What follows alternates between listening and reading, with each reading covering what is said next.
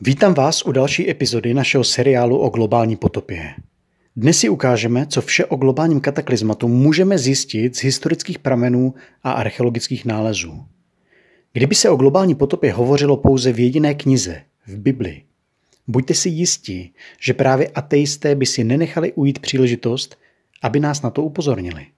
Říkali by, pokud se odehrála megapotopa a pokud ji na Arše přežilo jenom 8 lidí, a z nich pocházíme my, vy a všechno současné lidstvo, pak by o takové události měly přece existovat zmínky v každém národě, ne?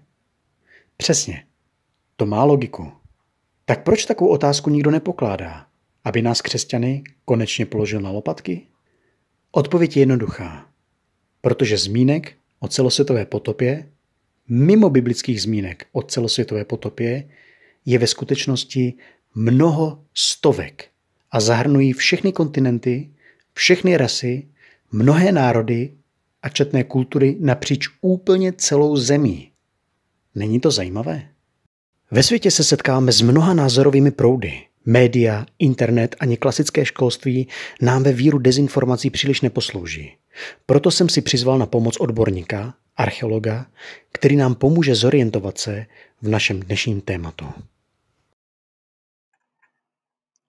Tak ďakujem za pozvanie a dovolte mi na úvod sa predstaviť. Moje meno je Matúš Barbuščák a pracujem v Hradci Králové v Českej republike pre Univerzitu Hradec Králové pre Centrum terénnej archeológie ako technik archeologického výskumu.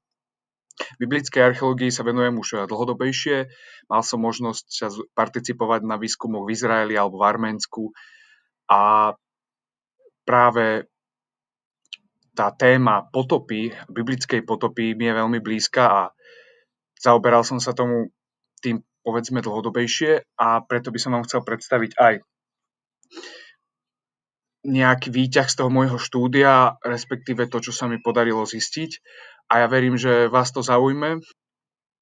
Rozoberieme si historické reálie a teda historické príbehy o biblickej potope, a hlavne so zameraním na archu a čo nám k tomu majú povedať historické pramene. Čo nám majú k tomu povedať historickí autori od tých najstarších až teda po nejaké 10. storočie, pričom by sme v ďalšej sekcii pokračovali na budúce, kde by sme rozobrali teda tie modernejšie pramene. Takže je to celkom rozľahlé chronologické pole, dá sa povedať, je to pár tisíc ročí a pristupujeme teda v tejto prezentácii od najstaršieho až po teda to najmladšie, až po 10. storočie. Tým základným historickým prameňom, z ktorého čerpali v minulosti teda historici, ktorý bol predmetom skúmania, ktorý bol predmetom teda toho biblického bádania, je kniha Genesis, ktorej autorstvo sa prikladá Mojžišovi. A práve v kapitole 6 sa píše o potope a o zničení ľudstva touto potopou. Ja to odcitujem. A zem bola porušená pred Bohom a zem bola naplnená ukrutnosťou. A Boh videl zem a hľa bola porušená, lebo každé telo porušilo svoju cestu na zemi. A Boh riekol Noachovi: koniec každého tela prišiel predo mňa, lebo zem je plná ukrutnosti od nich a hľa, skazím ich aj zo zemou. Učin si koráb z dreva gófera a spravíš koráb s priehradami a pokrieš ho znútra i zvonka smolou. A spravíš ho na takýto spôsob. 300 lakťov bude dĺžka korábu, 50 lakťov jeho šírka a 30 lakťov jeho výška. Korábu spravíš oblok a to na lakeť a zavrieš ho zhora. A dvere korábu umiestniš na jeho boku a spravíš ho s poschodiami, so spodným, druhým a tretím poschodím. A hľa, ja uvediem potopu vôd na zem, aby som skazil každé telo, v ktorom je duch života pod nebom. Všetko, čo je na zemi, zomrie. A postavím svoju zmluvu s tebou a vojdeš do korábu ty i tvoji synovia i ženy tvojich synov s tebou. A zo všetkých zvierat z každého tela po dvoje uvedieš z každého do korába, aby si zachoval živé so sebou, samec a samica budú. Z vtáctva podľa jeho druhu, z hoviat podľa ich druhu, zo všetkých zemeplazov podľa ich druhu, po dvoje z každého vojdu k tebe, aby boli zachované živé. A ty si naber z každej potraviny, ktorá sa je, a zhromaždíš to k sebe a bude to tebe aj im na pokrm. A Noach učinil všetko tak, ako mu prikázal Boh, tak učinil. Takže, ak by som mohol z úvodu začať, analýza okolo 600 individuálnych príbehov o potope, a to samozrejme z mnohých kultúr nezávisle od seba, poukazuje na širokosiahle spojitosti v nasledujúcich bodoch. A to je to, že stalo sa tak z dôvodu skazenosti ľudstva, varovanie bolo pred katastrofou teda masami ignorované, hlavnú úlohu hralo záchranné plavidlo, čo nás bude teda samozrejme zaujímať asi najviac. Zachránilo sa iba 8 ľudí spolu s vybranými druhmi živočíchov. Bolo tam vyslanie vtáka za účelom prezistenia, či vody klesli a či sa objavila suchá zem. Bolo tam aj dôležitosť objavenia dúhy, bolo tam pristátie záchranného plavidla na horách a repopulácia celej zeme zo skupiny preživších. A samozrejme skutočne pozoruhodné je pretrvávanie biblického mena Noé, a to aj napriek skutočnosti, keď vezmete do úvahy konečné jazykové rozdiely medzi národmi a extrémne skreslenia, ktoré sa vyvinuli v povodňových legendách. Napriek tomu zostalo meno takmer úplne nepozmenené na tak izolovaných miestach ako Havaj, kde ho nazývali Nú, Sudán, Núl, v Amazóne Noal, vo Frígii, čo je časť dnešného Turecka, Noé, a napríklad Hotentoti ho tradične nazývali Noh alebo Hiagnoch, hinduistický sanskrit ho nazýval Nuvu, v Číne mal veľmi podobné meno takisto. Čiže je vidieť, že tá kolektívna pamäť skutočne odkazuje na ten príbeh, ktorý vlastne líči Genesis. Pokiaľ budeme postupovať chronologicky, tak musíme začať najstaršími zmienkami o arche a o potope, a tie spadajú do južnej Mezopotámie, teda do Sumeru. A jedným z najstarších teda eposov pojednávajúcich o tomto je epos Atarasis. Epos Atarasis je datovaný do 2. tisícročia pred Kristom. Dochoval sa na 3 tabuľkách z doby panovania kráľa Amisaduga z Babylonu medzi rokmi 1647 až 1626 pred Kristom. A tieto tabuľky sú uložené v Britskom múzeu v Londýne a boli napísané v akadskom klínovom písme. Atarasis predstavuje akadsko-babylonský epos o veľkej potope poslanej na svet bohmi, aby zničila život na zemi. Iba dobrý človek, Atarasis, jeho meno sa prekladá ako Atrahasis, čiže neobyčajne múdry, bol varovaný bohom Enki, tiež známym ako Ea, ktorý ho inštruoval v budovaní archy, aby tak mohol zachrániť život na zemi po katastrofe. Môžeme si uviesť pár citácií. Napríklad citácia z tabuľky 3 hovorí: text obsahuje zmienky teda o potope a o stavbe archy. Hovorí o tom, ako boh Enki prehovoril cez trstenú stenu, asi nejaké orákulum, a varoval hrdinu Atarasisa pred potopou. Atarasis mal rozobrať svoj dom, vybudovať záchranné plavidlo na únik. Plavidlo malo obsahovať strechu ako Abzu alebo Apsi, čo bola podzemná sladkovodná ríša boha Enkiho, čo je zaujímavé, prečo zrovna mala vyzerať teda, alebo mala mať takúto podobu. Okrem toho mala obsahovať vrchnú a spodnú palubu a mala byť vymazaná smolou. Ďalší sumerský epos je epos o Gilgamešovi. Ten sa dochoval v rozličných formách na tabuľkách z asijskej metropoly Ninive, ale aj inde, a bol spísaný v rôznych jazykoch ako asýrčina, chetitčina, churíčina a podobne. Preložený text známe z akadského klínového písma z tabuliek datovaných zhruba do 8. a 7. storočia pred Kristom, teda uvádza, napríklad citácia z tabuľky 11, úryvok z textu, hovorí: o mužu zo Šurupaku, syna Ubartutua, zbor dom a postav loď. Zriekni sa bohatstva a hľadaj živé bytosti. Pohrdni vlastníctvom a udržuj pri živote živé bytosti. Prinúť všetky živé bytosti, aby šli do lode. Do lode, ktorú postavíš, jej rozmery sa jeden druhému budú rovnať, jej dĺžka musí odpovedať šírke. Zastrež ju ako Apsu. Tu je to tá podobnosť s tým eposom Atarasis. Oni vychádzajú pravdepodobne z jedného podobného eposu, ktorý by mal byť datovaný až do 3. tisícročia pred Kristom. A to je vlastne akoby epos Eridu. A aby som sa vrátil teda k tejto citácii, k tejto tabuľke, tak text ďalej následne pokračuje. A práve keď sa rozvidnilo, zem sa okolo zhromaždila, tesár niesol svoju sekerku, rákosník niesol svoj kameň, mužu, deti našli asfalt, Tí slabí priniesli čokoľvek bolo potrebné. 5. dňa som rozvrhol jej zvnútrajšok, jej plocha bola ako pole. Jej steny boli každá 10x12 lakťov vysoké. Strany jej vrchu boli rovnakej dĺžky, každá 10x12 lakťov. Čo sa týka niektorých podobností z eposu o Gilgamešovi a Atarasisovi a biblického textu z Genezisu, tak aby sme si to povedali, bohovia, alebo teda Boh v Genezise, bol rozhnevaný zlom ľudskej rasy a tak ako Utnapištín, tak aj Noé sú varovaní pred nastávajúcou katastrofou. Loď má niekoľko poschodí a je vymazaná asfaltom.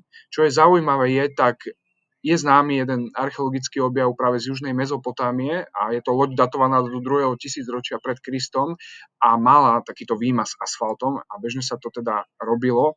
Je to vlastne istá ochrana, má adhézne vlastnosti, takáto loď, ktorá je natretá asfaltom.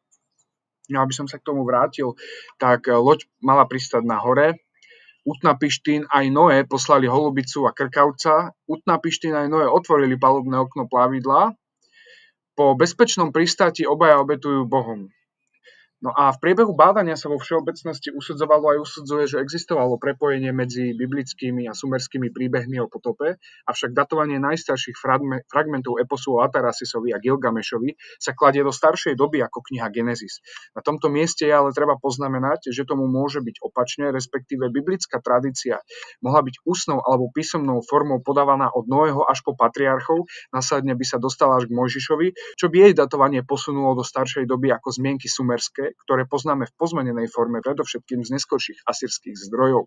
Okrem toho by tomu v podstate ten argument by to obhajoval aj to, že je strašne mnoho teda príbehov, ktoré sa podobajú na ten biblický príbeh a samozrejme je tam aj lingvisticky to meno Noach tam prevláda, takže je možné, že práve tento príbeh by bol ten najstarší, z ktorého boli odvodené neskoršie aj sumerské eposy, alebo teda aj iné celosvetové príbehy o potope.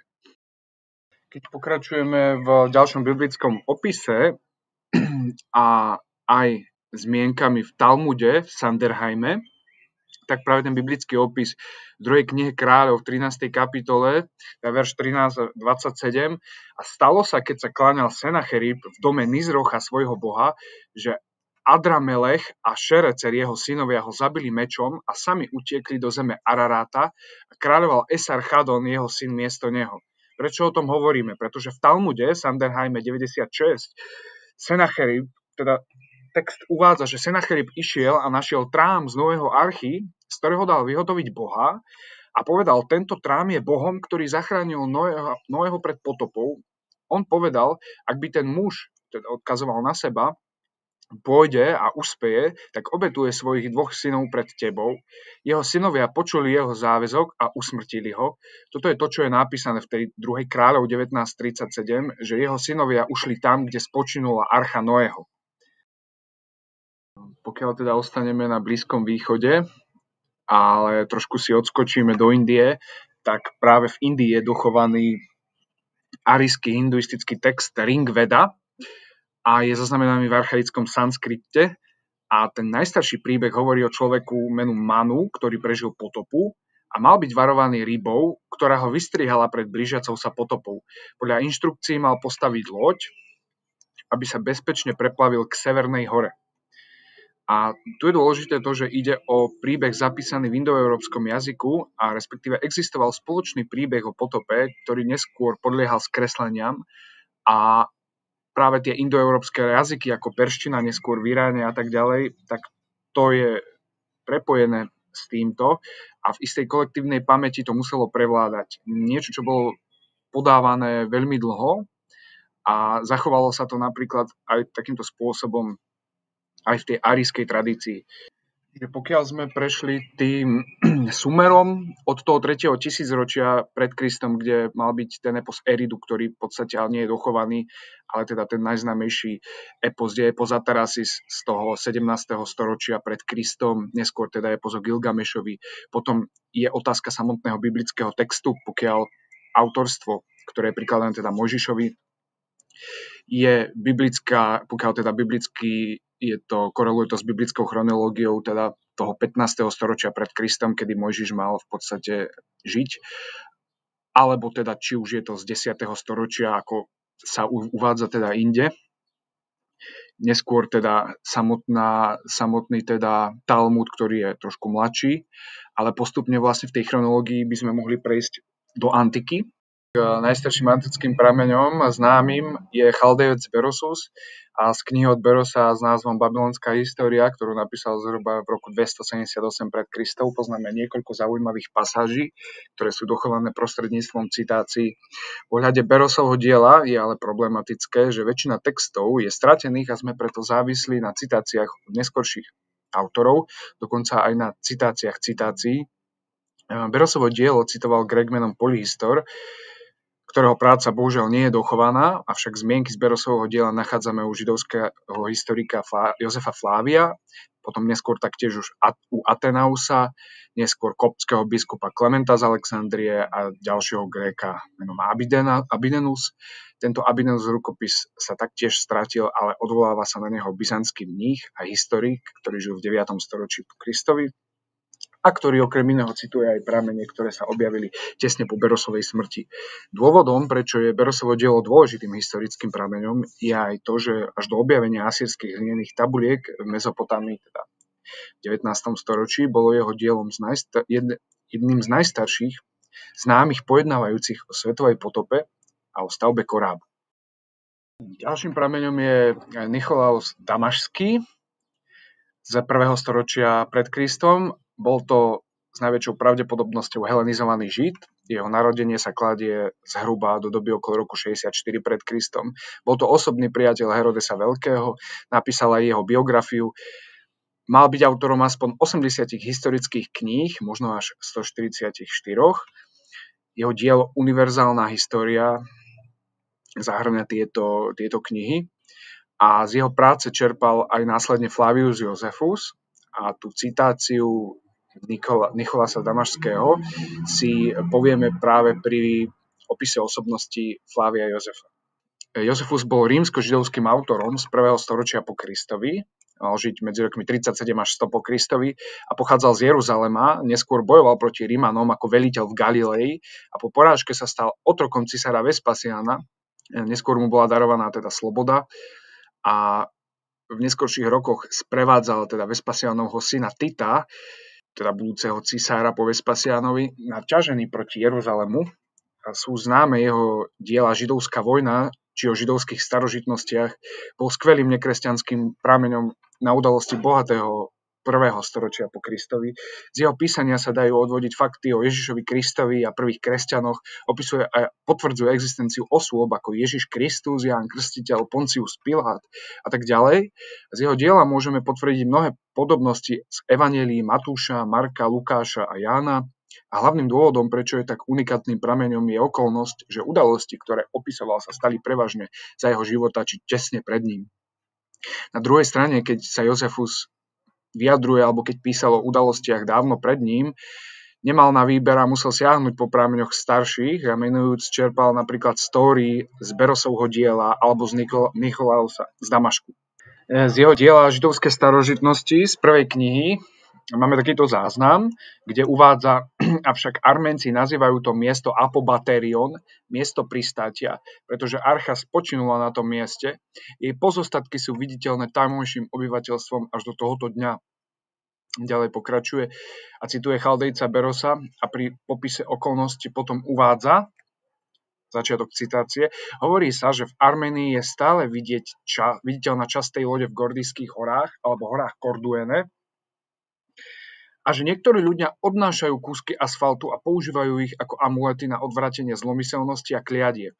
Taktiež Egypťan Hieronymus, ktorý napísal fenické staroveké pamiatky, a Mnáses a mnoho iných sa o tom zmieňujú. Avšak Nikolaus z Damašku v jeho 96. knihe má o tom zvlášť čo povedať. Takto líči udalosť. V Arménii je veľká hora nad Mínias, nazývaná Baris, na ktorej sa údajne zachránilo mnoho ľudí, ktorí utiekli v dobe potopy a že človek, ktorý sa plavil v arche, pristal na jej vrcholci a že pozostatky trámov sa dlho zachovali. Toto je ten muž, o ktorom písal zákonodarca Židov Mojžiš. Tu by som sa na chvíľu zastavil a je potrebné si vysvetliť niektoré veci. V prípade, kde hovorí o teda Gordijských horách alebo horách Corduene, a to je región rozprestierajúci sa, alebo teda v minulosti sa rozprestieral tento región historicky na juh od jazera Van, bolo to medzi Partskou ríšou a Arménskym kráľovstvom. A ďalej, čo je dôležité, je, že keď vlastne keď hovorí o Arménii, že tam je veľká hora Mínias, teda že je to nad Mínias, to je nad tým regiónom, čiže severne od toho regiónu, pardon, nie je to hora, ale je to severne od toho regiónu. A ten región, teda to Mini Manae alebo Mínias, to bolo kráľovstvo medzi Asýrskou ríšou a kráľovstvom Urartu, rozprestierajúce sa na juh a juhovýchod od Urmískeho jazera. Fungovalo od 10. do 7. storočia pred Kristom cca. Ďalej hneď za tým vlastne, čo hovoril, a teda citoval toho Nikolausa z Damašku, že má to byť Baris, to miesto toho pristátia, ale Baris je chybný preklad s najväčšou pravdepodobnosťou z klínového písma vrchu Masis, a Masis je vlastne Ararat. V diele o starobilosti Židov uvádza v prvej knihe, že tento Berosos vypráva podľa najstarších kníh o potope a záhube ľudí, podobne ako to vylíčil Mojžiš i o arche, v ktorej sa zachránil praotec nášho rodu Noé, keď archa pristala pri vrcholku Arménskych hôr. Koniec citácie. Chronologicky prejdem do kresťanských prameňov a čo nám majú teda k tomu čo povedať. Ako prvého by som menoval Teofila z Antiochie v knihe Autolikovi, a bol to patriarcha antiochísky od roku 169 do 182 a v tej knihe 3, kapitole 29, napísal, že pozostatky archy sú viditeľné v arabských horách. Zvláštne tu je to, že hovorí o arabských horách a kto vie, aké mal teda zdroje, prečo uvádza práve nejaké arabské hory. Ďalej je to Eusebius z Cezarei, ten sa narodil medzi 260 až 265 po Kristovi, teda niekde medzi týmito rokmi až do roku 339 po Kristovi žil, a bol to biskup a od jeho čias sa teda údajne začali expedície za objavovaním nového archy a napísal, že malú časť archy je možné vidieť v Gordijských horách alebo horách Corduene. Ohľadom archy citoval Abidenov text, ktorý sa nedochoval, a pojednáva o príbehu s hlavným hrdinom Xisutrom, asi pravdepodobne to prevzal od Berosusa. Ďalej napísal o tom Epifanus zo Salamisu, to bol biskup v meste Salamis na Cypre. Ten sa narodil okolo rokov 310 až 320 a žil až do roku 403. On napísal, že až do dnešného dňa sú viditeľné v horách Corduene pozostatky Noého archy. Tvrdí, že keď človek dôkladne pátra, tak môže nájsť aj oltár, ktorý Noé postavil na poďakovanie Bohu za teda svoju spásu alebo záchranu.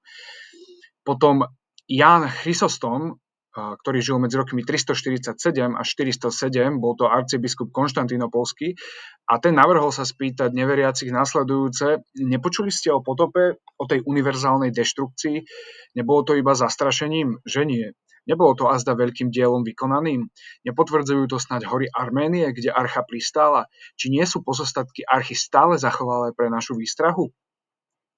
Po ňom písal Faustus z Byzancia v 5. storočí, a ten opisoval pokus svätého Jakuba z Nisbisu objaviť archu medzi rokmi 309 až 338 po Kristovi, a píše, že Jakub opustil mesto Micpin, teda Nisbis, a smeroval k horám Arménie, čo je tak povediac hora Sararat v oblasti kniežatstva Airaratu v regióne Korduk. No a ten Sararat je skrátená forma Sar Araradu, teda arménsky to znamená hora Ararat, a Korduk je arménske pomenovanie pre Kardu, teda s písmenom Q, známe tiež ako Gordijské hory alebo hory Corduene. Tu je trošku rozpor s tým, že tie hory Corduene alebo Gordijské hory sa nemali nachádzať v oblasti toho Masisu hory Araratu, má to byť trochu južnejšie. Ale ako vidíme, tak akoby mnoho tých autorov práve práve využíva starší text, na ktorý odkazujú, možno je tu práve ten text z Berosa, keďže čiže odvtedy vlastne akoby ten Berosus mal uvádzať, že je to teda v tých horách Corduene alebo v Gordijských horách. K tomu si ale ešte neskôr niečo poviem. Ďalším dôležitým prameňom je Synkelus alebo Georgios Synkelos, bol to byzantský mních a kronikár, ktorý pôsobil v 9. storočí po Kristovi. A jeho dielo je zaujímavé hlavne kvôli tomu, že citoval to Berosovo stratené dielo vo svojom diele Chronologické výťahy. A z toho Berosovho diela je tam dôležitý následujúci text. A začiatok citácie.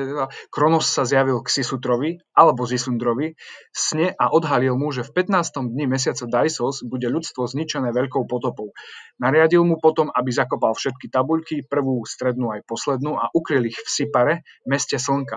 Potom mal spraviť loď a nalodiť na ňu svoju rodinu a najlepších priateľov. Na palubu mal zabezpečiť jedlo a vodu, taktiež mal nalodiť divé zvery a vtáctvo a všetky štvornohé zvieratá.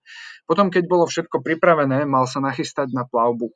Mal zopakovať modlitbu. K Bohom sa modlím, aby všetky dobré veci pripadli na človeka. Neprestal pracovať, až pokým nebola loď vystavaná. Jej dĺžka bola 5 štádií, čo je prepočte 1 km a šírka 2, to je 400 metrov. Nalodil sa na hotovú loď vybavenú všetkým potrebným, tak ako mu bolo nariadené, so svojou ženou, deťmi a najbližšími priateľmi. Keď vody potopy ustúpili, Xisutros vypustil niekoľko vtákov, tie však nenašli ani jedlo, ani miesto na odpočinok a tak sa navrátili na loď. Po niekoľkých dňoch znova vypustil ďalšie vtáky, tie sa navrátili, avšak s pazúrmi pokrytými bahnom. Naposledy vypustil vtáky, ktoré sa už nenavrátili. Potom Xisutros vedel, že sa zem znova objavila, na boku loďou otvoril oblok a zistil, že loď pristála na hore. Následne sa vylodil, sprevádzaný svojou ženou, dcérou a kormidelníkom. Potom sa mal odobrať uctiť si zem a vybudovať oltár, aby obetoval Bohom. Ja som preskočil ešte jedného historika, alebo teda jeden historický prameň. Trošku sa chronologicky vrátim do 6. storočia po Kristovi a Isadoros Sevilský, ktorý taktiež určuje polohu archy v Gordijských horách, bez vysvetlenia však dodáva, že Ararat je hora v Arménii, u ktorej sa historikovia teda usudzujú, že na ňu usadla archa. Dodnes tam je vidieť jej drevené pozostatky. A zhruba od tejto doby sa teda na západe uchytilo presvedčenie, že ide o jednu horu a nie o pohorie. A okrem toho je dôležité aj to, že Arméni samotní, neskôr Kurdovia aj Turci mali svoje vlastné názvy najvyšších hôr a to platilo aj pre Ararat. A práve od v podstate týchto počiatkov, neskôr znova zase až v 11. storočí s krížovými výpravami sa uchytila práve hora Ararat v Arménsku, ale dovtedy vlastne tá tradícia bola trochu iná. Teda okrem kresťanských zdrojov, teda tých antických, neskoro antických a stredovekých, ranne stredovekých a potom stredovekých, je dôležitý aj Korán. A ten bol spísaný v 7. storočí po Kristovi a ten v súre Húd sa píše, že archa pristála na hore Al-Judi, čo je iná hora ako Ararat a je to zaujímavé práve tomu, že zodpovedá tej hore v Gordijských horách, horách Corduene. No a ja by som rád teda odpovedal na niektoré tvoje otázky, ktoré si sa ma pýtal. A ty si sa ma konkrétne pýtal, do jakej miery sa historické prameny setkávajú nebo naopak rozchádzajú s biblickou správou. No v tomto prípade je dôležité, že mnoho tých historických prameňov, alebo ak by sme začali s tými príbehmi o potope, sa stretávajú v rôznych aspektov práve s tým biblickým opisom v knihe Genesis. To znamená, že, ako som už hovoril v tej prezentácii, že je tam spomenuté to záchranné plavidlo, sú tam spomenuté dôvody, prečo sa tak stalo, sú spomenuté, je tam mnoho vecí, ktoré skutočne sedí, dokonca pokiaľ ten text, ktorý som prekladal zo Synkela, ktorý vlastne odkazoval na ten Berosov stratený text, tam je tá podobnosť tak veľká, že vlastne Xisutros otvoril oblok, podobne ako Noé otvoril oblok, vypustil vtáky a čo sa udialo vlastne podobne aj tam. Takže tých podobností je viac, ale ak by som ešte mohol povedať k tým podobnostiam, tak je zaujímavé vlastne, že práve či už je to Eridu v Genesis alebo Atarasis alebo Gilgameš, tak to zničenie sveta je úplne podobné, je to proste potopa. Neskôr v podstate aj ten Berosus udáva to isté. Dokonca aj v Grécku máme v podstate okolo 8. storočia alebo 7. je doložený v podstate príbeh o potope o Deukalionovi. Tam v podstate tá záchrana ľudstva bola na hore Parnassos, čo je v Grécku, čo zodpovedá práve tomu lokálnemu podania tej potopy a tomu napríklad aj u Indiánov v Južnej Amerike alebo Strednej Amerike, pokiaľ ide o príbehy o potope, tak práve tá záchrana sa mala udiať na nejakej lokálnej hore alebo miestnej hore. Čiže to je dosť zaujímavé, práve tie podobnosti v takomto ohľade. Kde sa to rozchádza je napríklad práve v tých opisoch v podstate horách Corduene alebo Gordijských horách. Korán napríklad uvádza tú horu Al-Gaudi alebo Al-Judi. Tá ďalšia otázka, ktorý historický zdroj sa javí ako najstarší, pokiaľ ideme v tej chronológii tak, ako je to podané alebo stanovené, tak by sme mali postupovať tým, že najstarší je z 3. tisícročia ten Eridu, potom je tam Atarasis zo 17. storočia pred Kristom, potom je tam Gilgameš okolo 1100 pred Kristom. Následne by mala byť Biblia, to je okolo teda 10. storočia pred Kristom. Potom by mal byť Berosus, to je 3. storočie pred Kristom, potom v podstate tie ostatní antickí autori, neskôr tie kresťanskí a potom Korán. Ale tu je problém, ktorému je to obširný problém a nie je ani to miesto sa tomu venovať, ale práve ten Mojžiš, pokiaľ by bol datovaný a pokiaľ by to korelovalo s biblickou chronológiou a bol by datovaný do 15. storočia, tak by v podstate to posúvalo, ten príbeh z knihy Genesis by posúvalo vlastne niekde za epos Atarasis, čo ale samozrejme v podstate je teda vidieť, že môžeme sa teda pýtať, tak v podstate bol v Mezopotámii príbeh o potope, z ktorého čerpala kniha Genesis. Všetko nasvedčuje tomu, že by to tak mohlo byť, ale čo tomu nenasvedčuje, sú zase úplne iné podobnosti v podstate v priestore celej planéty, kde sú podobnosti, alebo teda tie analogie mena Noé, a ako sme si v úvode povedali.